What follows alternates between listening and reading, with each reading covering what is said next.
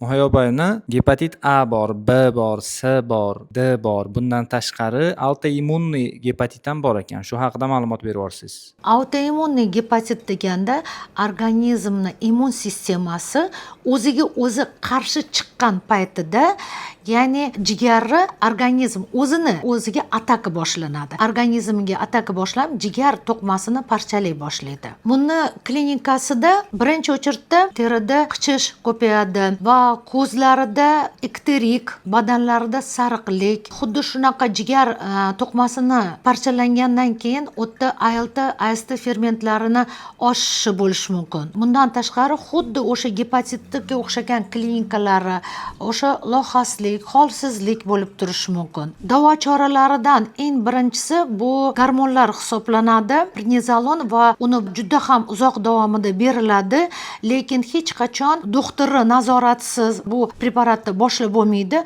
Albatta buni avvalambor uni tekshirib ko'rish kerak. Tekshiruv metodlariga birinchi o'chirda autoimmunniy tekshiruvchi EMA deyiladi.